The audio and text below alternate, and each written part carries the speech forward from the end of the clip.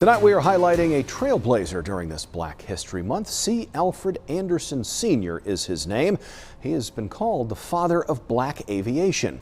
WXI 12's Kara Peters caught up with his granddaughter Christina not too long ago and joins us in studio tonight with a look back at a remarkable and critically important life. Kara.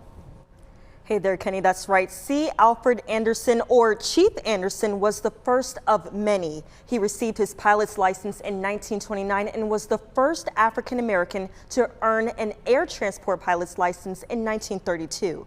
Now, I had the pleasure of speaking with his granddaughter, Christina Anderson, who is making sure his story is never forgotten. A pioneer in aviation and historical figure in Black history, C. Alfred Anderson Sr. He was coined the nickname Chief by his mentees and students, but to Christina Anderson, he was Grandpa.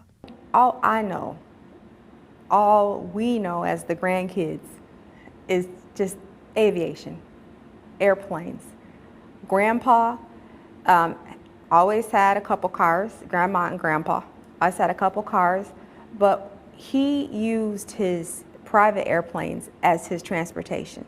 Chief Anderson was born in Bryn Mawr, Pennsylvania in 1907, always having an admiration to fly and doing whatever it takes to accomplish that dream. My grandfather lived, breathed, and everything that about him was his airplanes flying. He flew every day.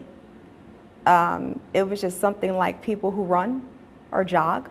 He and Dr. Albert Forsyth were the first African Americans to fly transcontinental round trip in 1933. But perhaps one of his most notable accomplishments was the historical flight with First Lady Eleanor Roosevelt during her visit to Tuskegee in 1941, debunking a myth that African Americans were incapable of flying. It was an open cockpit plane. It was a beautiful day, nice weather, smooth landing.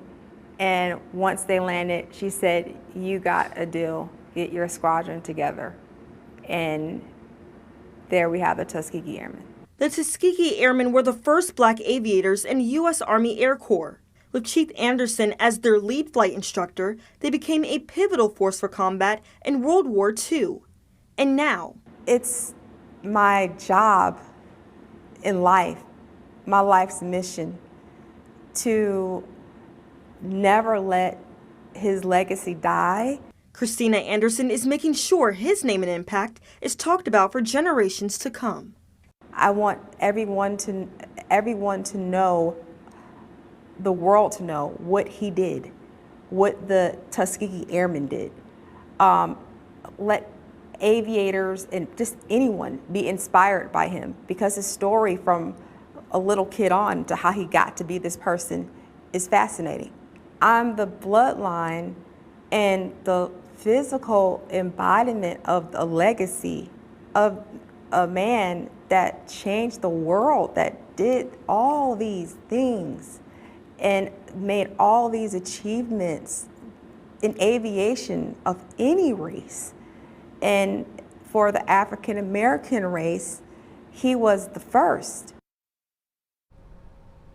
Chief Anderson died in 1996. Now, Christina Anderson says she plans to soon relaunch a website that dives deeper into Chief's accomplishments and accolades to learn more about his story and his impacts that are still recognized today.